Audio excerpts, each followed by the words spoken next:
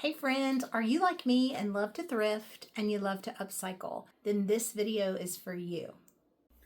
So have you been wanting to upcycle, thrift, upcycle, and make really cool things, but you really didn't know where to get started? This video is going to help you. It's so simple, so easy. You barely even need to know how to sew, and you actually could sew it by hand if you wanted to. So let's just dive right in and make a beautiful piece of art.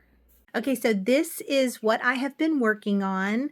I thrifted this denim shirt, which is just in perfect condition. I really didn't have to cover any holes or stains or anything like that, which sometimes is the case when you thrift an item. It might have a little tear or a stain, but that's no worry. When you're doing appliques, you can just pop a little flower or butterfly over it and you'll never know the difference. But I thrifted this piece right here, was on a t-shirt that I thrifted.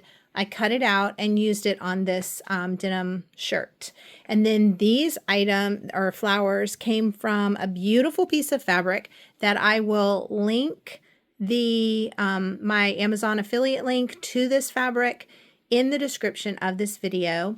And then this butterfly is actually a print on fabric that I purchased from Fruitful Life Studios, which I am not an affiliate of, but I will put the link in the description of the video in case you want to check out her site, because she's got a lot of beautiful prints. So let's get started. I'm going to show you just the very basics of how I make something like that. All right, so what I do is, no matter what I use, if it's a piece of thrifted clothing or a piece of fabric, I just cut out the flowers that I want. So just whatever is on that fabric that you want to use to applique onto your garment, just cut it out around the edges. This came from this dress. It's a tiny little dress, but it had beautiful flowers on it. And so I can cut out every single little flower to put on multiple projects. So I think this dress was probably $1 at my thrift store, and it was headed for a landfill, and I grabbed it. I'm cutting it up and using it in a new beautiful piece of art. So now what I do is I take, I really should have had everything right here, but I had an opportunity to do a video, so I was going to do a video. Let me grab it. So I have interfacing. It is just regular old fusible interfacing. You can use medium weight, you can use lightweight. I would not get a heavyweight. I would do a medium or light. This I just got from Walmart. You can get it on Amazon, you can get it at Hobby Lobby, any fabric store, easy to come by. All right, so the way I do it, the sticky side, which is the iron-on side, I put to the wrong side of the fabric. And I cut it out in the shape of what I'm going to iron it on. So it's not peeking around it, because you don't want to hit your iron on that because it will get sticky. And I did that for both pieces. So see, I've got a little piece that fits perfectly behind my flower. See there? All right. So now I'm going to turn the camera down and let you see this. All right, so I'm going to take a pressing cloth, and I've got the fusible interfacing sticky side facing the back side or the wrong side of the fabric. And I'm going to lay my pressing cloth down. My iron is set to the temperature on the instructions on the package. And then I'm going to follow those instructions for the amount of time that I have the heat applied. And what that's going to do is that fusible interfacing, it's going to heat up that sticky side that's going to adhere to the wrong side of the fabric and give it a little bit more weight.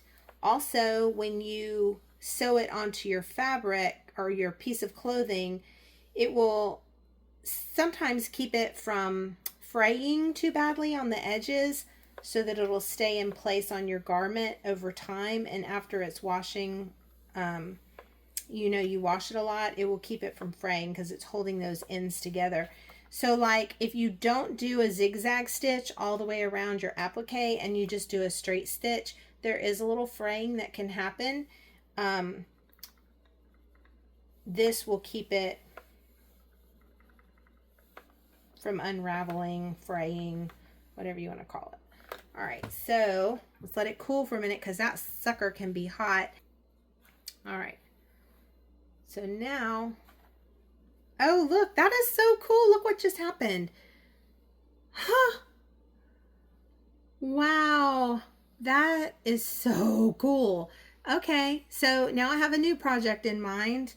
I guess the ink in that came through and did a beautiful design on my pressing cloth. That is too cool. Okay, so look, that is stuck to there. It's not coming off. It makes the fabric a little bit stiffer, not too stiff, but a little bit stiffer, and it will give it a little bit of body when we sew it onto our project. Okay, so now let's move on. Okay, so when I start to design an upcycled shirt or vest or jacket, I usually start with a focal point in the center. So if it's a graphic that I've cut off of a t-shirt, like in this case, I will go ahead and put the interfacing on the back of the t-shirt that I've cut out and then sew it to the t-shirt with a straight stitch. You can also do a zigzag stitch. Then I start to pin these items. I have this it's a foam mannequin, so I can stick pins in it. So then I start to place and pin where I think I might want the flowers or the butterflies or things like that. And then once I get them in place, I pin them really, really well, and I go to my sewing machine and I will either do a straight stitch all the way around, or sometimes I'll do like a decorative stitch or a zigzag stitch. Either way, any of it looks pretty cool. And then that fraying I was talking about, I did do the interfacing on these flowers, but even still, you have a little bit of fraying right here. And as you continue to wash it, you might have a little bit more, but not as much because I put the interfacing on it, so it's going to keep that together. So that's what I was talking about when I'm talking about it fraying on the edges. So now I have a couple of pieces that the leaves that we just did and the flowers that we just did, that like this little flower I was going to add in right here. So I'm going to take this off the mannequin and I'm just going to show you how I pin it. I know it's pretty self-explanatory, but I'm just going to show you how I pin it because you may not have ever done this before. This may be your first time. So I want you to know exactly each step by step how we do this. All right, let's pin it on. Okay, so it's sometimes helpful to use like a mat or pin it on like a workspace, so that way it's not catching. Like, you don't want to do it on your ironing board because then you might pin up your ironing board cover. So it's helpful to do it on a surface like a work table or like a cutting mat. All right, so I'm going to go ahead and pin my flowers down here. Okay, so I checked my picture and I know that this is exactly how I want this flower pinned down. Now I go ahead and I put a pin in the center, but then I go back and around it, and you're going to use a lot of pins because you really want this sucker pinned down. So I'm going to pin right here. It's a lot of pins for a little bitty flower, but it'll keep it all in place. And you'll be happy that you pinned with this many pins until you poke yourself. And then you might not be so happy. All right, so can you see how many pins I used for that one little flower? All right, the other thing I had was this leaf right here. So I'm going to do the same thing. Looks like this leaf. So I'm going to pin down in the center. And you may want to take that center pin when you go to your machine to sew it. You may want to take that one out because it might hit the pressure foot. But you will know when you need to take it out. Okay, so you see how many pins I used? I used a ton of pins. I might even need another one. So I'm going to stick one right there. And then I'm just going to pull them out as I sew. All right. So now I've got one more flower to place right here. So let's put that little flower in there. Again, I'm going to put one in the center, and then I'm going to pin all the way around. I have almost used up all my pins. All right, and I think that this, gonna double check my picture, but I'm gonna go ahead and pin it. All right, so you see how many pins? Like lots and lots of pins. All right, so now let's go to the sewing machine and sew these down. Okay, let me preface all of this. I should have said it from the very beginning. While I know how to sew, I am not an expert.